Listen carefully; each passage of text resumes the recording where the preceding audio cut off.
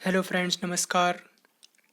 आज हम आपको इस वीडियो में पॉलिटिकल साइंस के क्वेश्चन कराएंगे जो कि राज्य के नीति निर्देशक तत्वों से संबंधित रहेंगे।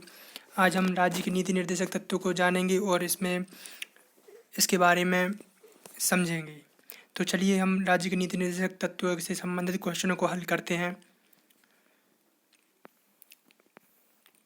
पहला क्वेश्चन है दोस्तों, राज्य के नीति निर्देशक तत्व संविधान के किस भाग में उल्लेखित हैं?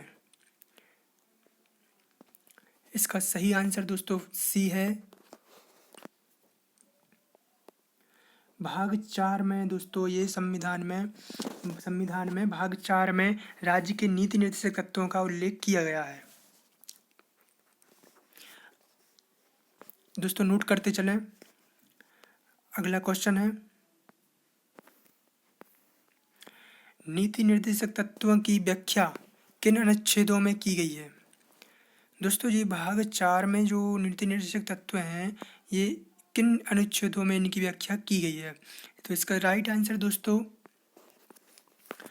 ए है, 36 से 51 तक इन नीति निर्देशक तत्वों की व्याख्या की गई है। ओके दोस्तों, चलिए बढ़ते हैं आगे अगले प्रश्न की ओर।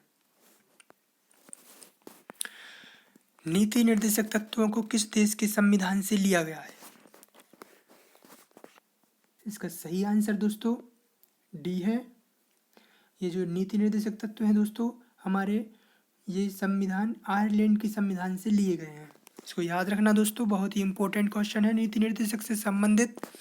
ये सभी क्वेश्चन दोस्तों इसमें से आ सकते हैं, कोई भी याद करते चलें। अगला क्वेश्चन देखें, आयरलैंड ने अपनी संविधान में नीति निर्देशक सिद्धांतों को कब स्थान दिया?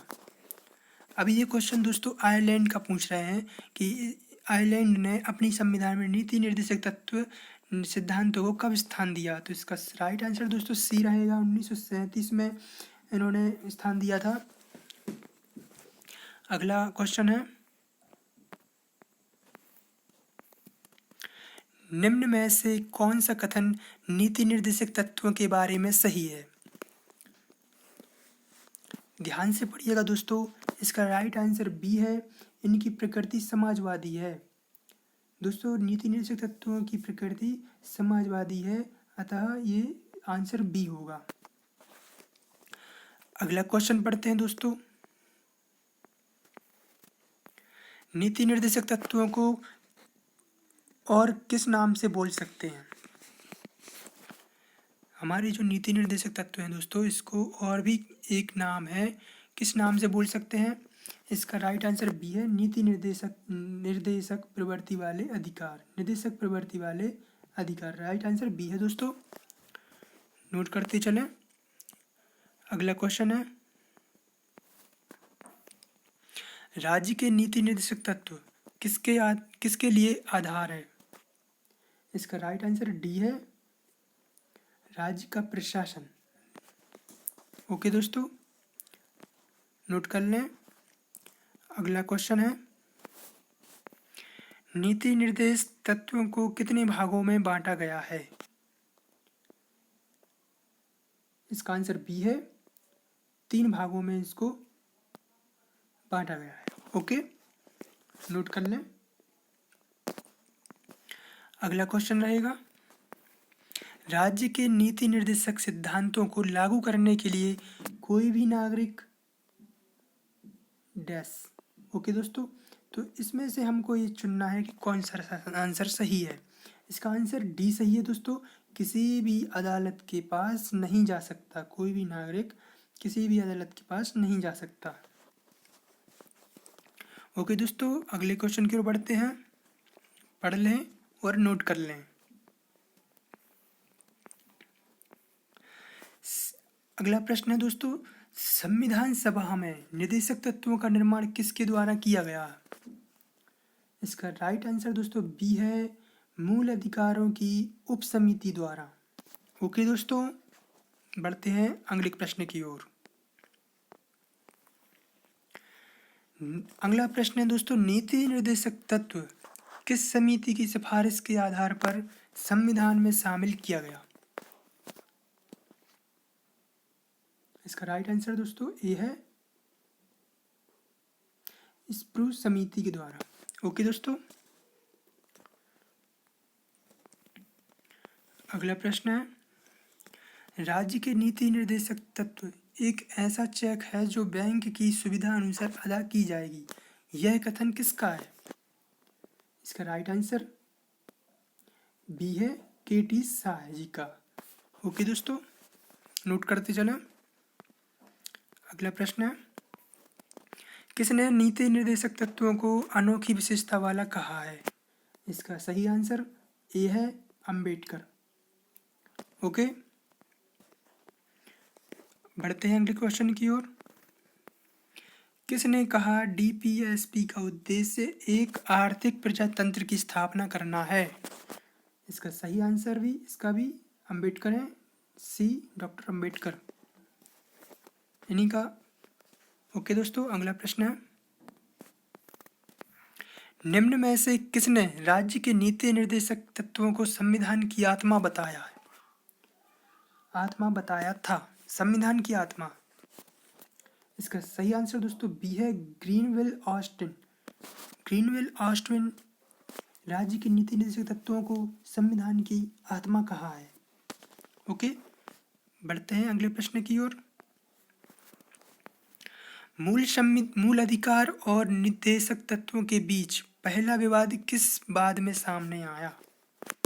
इसका सही आंसर दोस्तों सी है, चंपकम दोरई राजन वाद। ओके, अगला प्रश्न देखते हैं दोस्तों। इस वीडियो को आप देख रहे हैं, ठीक है, आपको इसकी पीडीएफ भी मिल जाएगी दोस्तों। हमारे चैनल एम एग्ज़ाम मेकर को सर्च करें टेलीग्राम पर, उस पर हम आपको ये पीडीएफ प्रोवाइड करा देंगे। ओके, अगला प्रश्न है, किस वाद में कहा गया कि मूल अधिकार एवं नीति निर्देशक तत्व एक दूसरे के पूरक हैं? इसका सही आंसर सी है, मिनर्वा मिल्स। ओके, अगला प्रश्न, किस संशोधन द्वारा नीति निर्देशक तत्वों को मूल अधिकार के अनुच्छेद 14, 19, 31 पर वरीयता दी गई? इसका राइट आंसर दोस्तों ए है 42वां संविधान संशोधन। ओके, बढ़ते हैं अगले क्वेश्चन की ओर। संविधान के कौन से अनुच्छेद में प्रावधान है कि निर्देशक तत्वों को न्यायालय नहीं ले जाया जा सकता? इसका सही आंसर दोस्तों बी है, अनुच्छेद 37 के अंतर्गत। ओके, अगले प्रश्न की ओर बढ़ते हैं। समान न्याय और निःशुल्क विविध सहायता का उल्लेख है, तो ये किस अनुच्छेद में इसका उल्लेख है दोस्तों?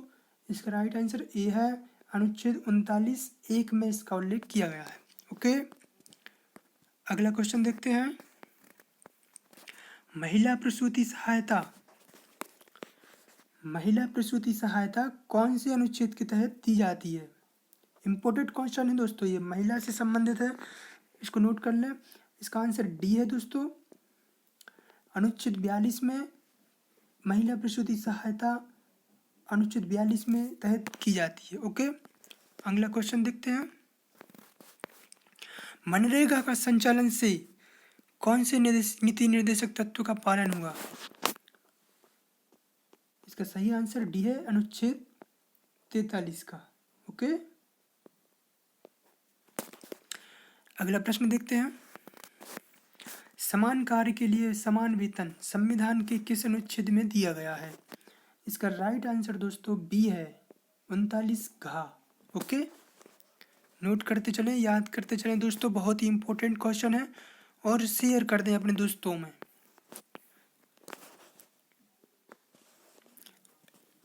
किस अनुच्छेद के तहत मूल अधिकारों में शिक्षा का अधिकार जोड़ा गया है? तो अनुच्छेद 45 में दोस्तों मूल अधिकारों में शिक्षा के अधिकार को जोड़ा गया है। ओके, अगला प्रश्न है दोस्तों, वर्तमान में नीति निर्देशक तत्व किन मूल अधिकारों पर प्रभावी है? तो ये है अनुच्छेद 14 और 19। 14 और 19 में मूल अधिकारों पर प्रभावी है। ओके, अगला प्रश्न है, निम्न में से कौन सा एक अनुच्छेद उत्तर उदारवादी और गांधीवादी सिद्धांत का सम्मिश्रण है? अनुच्छेद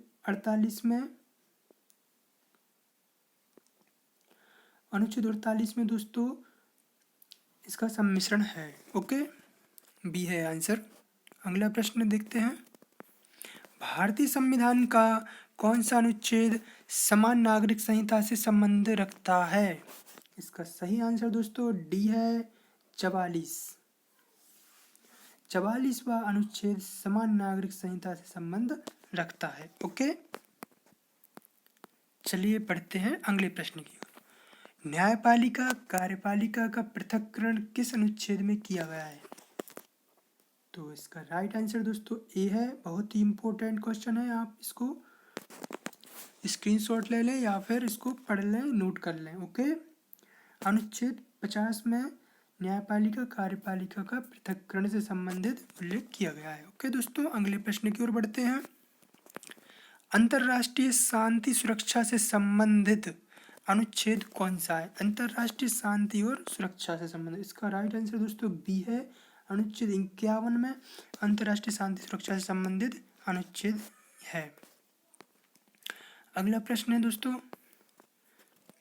निम्न में से कौन सा सुमेलित नहीं है? ध्यान दीजिए दोस्तों, निम्न में से कौन सा सुमेलित नहीं है? इसका राइट आंसर दोस्तों ए है। ये गलत है, ये सुमेलित नहीं है। अनुच्छेद 40 में ग्राम पंचायत का गठन किया गया है। अनुच्छेद 44 में समान नागरिक संहिता का उल्लेख किया गया है। अनुच्छेद 39A में समान न्याय और निःशुल्क कानूनी शिक्षा, इसका उल्लेख किया गया है। ये तीनों सही हैं दोस्तों,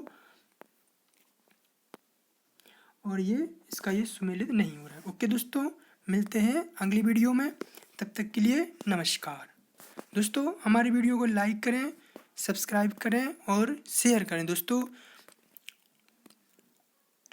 अगली वीडियो में हम आपके लिए बहुत ही बेहतरीन टॉपिक के साथ मिलेंगे, तब तक के लिए नमस्कार।